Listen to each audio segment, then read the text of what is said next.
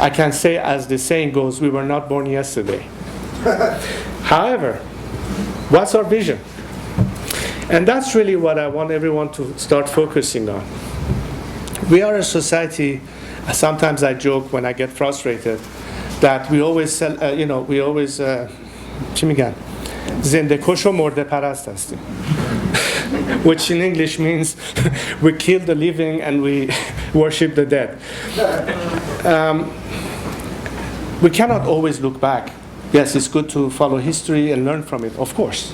But without a vision, without a sense of what do we want to do, what have we learned, how can we build that into our collective learning curve and process, so that whatever we engineer for the future keeps in mind the problematic areas. What do we learn from that experience?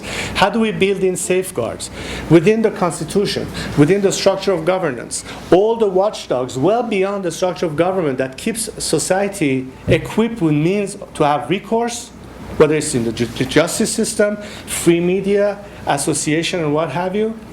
All of this are the instruments that could make democratization possible. It's not just one aspect, but so many aspects. But most important of it all is a sense of civic responsibility. And I would like to close on this simple principle that is absolutely fundamental. You know what's my greatest fear about my country's future, our country's future?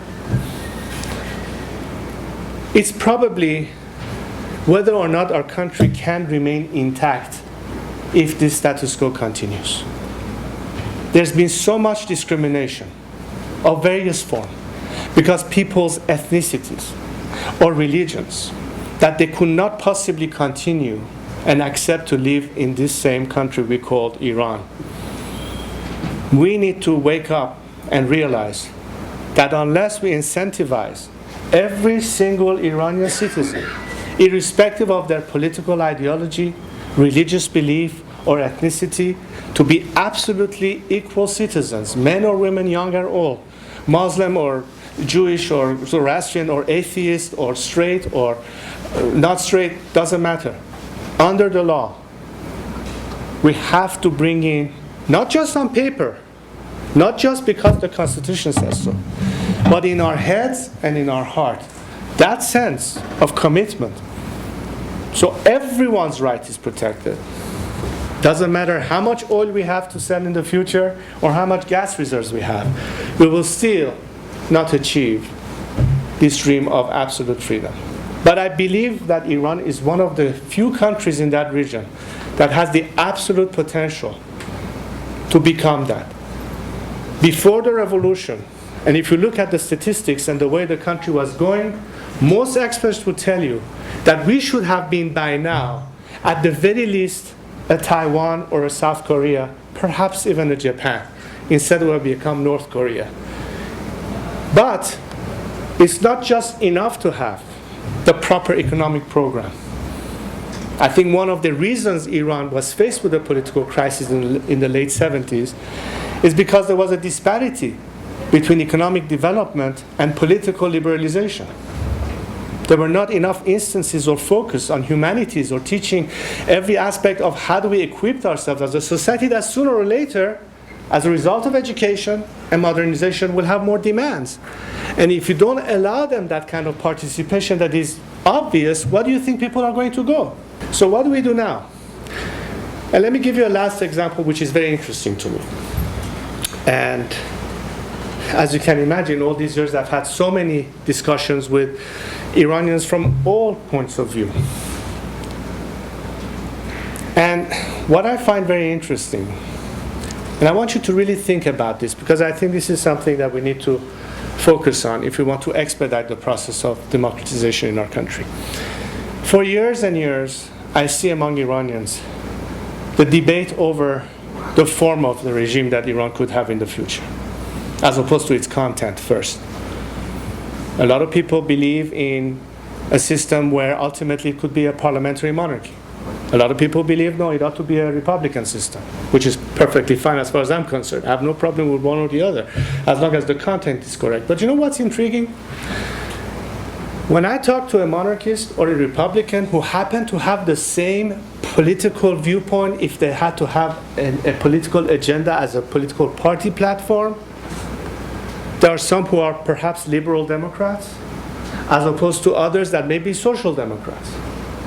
And oddly enough, they continue bickering over their difference of opinion as to which system they believe more, as opposed to work together on the same common platform that represents their socio-political agenda. Imagine that we succeed in getting rid of this regime. Imagine we go through the whole process where a constituent assembly will come and draft a new constitution.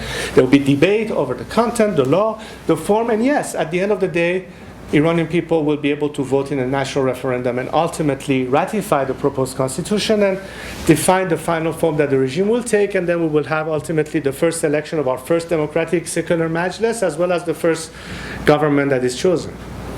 And yes, this debate over which form it takes will finally be over. And my question then to you all is, what are you going to do the next day? Which political party is going to be present in the scene so we can conduct a debate, an election to form the next government? Have we thought about that? Or better yet, should we wait until then? Why not think of it now? Yes, this regime is cracking on our heads. Yes, it may not give us voice now, but it doesn't keep us from thinking of what we could have once we're ready to take that opportunity.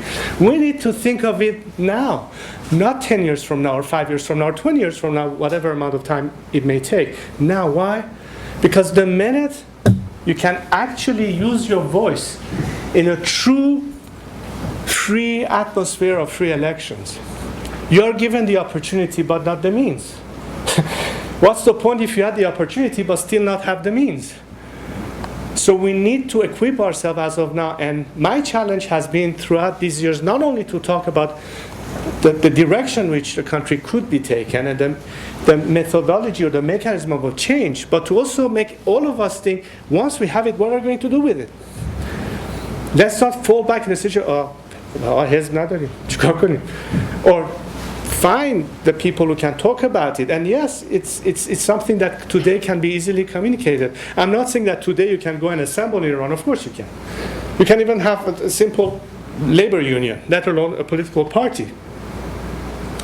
But that doesn't mean we cannot think about it. That doesn't mean that we cannot draft the platforms for it. So if tomorrow, where there's a real debate over a variety of political parties that will name their candidates and have a true electoral process, whether we want to vote for people to be in the legislative side of things or eventually the formation of government, we go to work right now. And you know what? These are the kind of things that will give every Iranian, inside or outside, a sense that, you know what, the minute we get the chance, we are ready and prepared to take over. This is not just about freedom of election, which of course is key. It's well beyond that. Let's start thinking about that.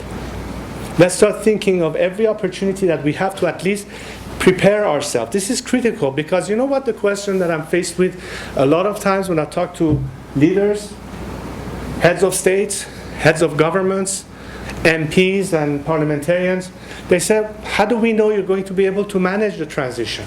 How do we know it's not going to get worse? Oh, by the way, we've seen what happened here and we've seen what happened there. And we need ammunition to come back and say, wait a second. If you dig through the surface and understand what's going on in Iran and the evolution, then you will know that we are much more prepared than you will ever think of. But people, I cannot just say it in words. We have to be able to show it in practice. So really this is something that I wanted to draw the attention of, especially my fellow compatriots. But this is not only our job. We can get a lot of help. We can get a lot of suggestions. We can have all sorts of entities that have done that day in, day out, who have a century's worth of experience much beyond us, and they're willing to help. We have to inoculate ourselves. We have to be prepared. Because I know this window will occur. And shame on us if we don't maximize our capabilities to take advantage of that situation. The world is not going to wait. Our society cannot tolerate more of this. We really have to be the voices of not just change, but be able to explain how we're going to achieve it and what and how society will benefit from it.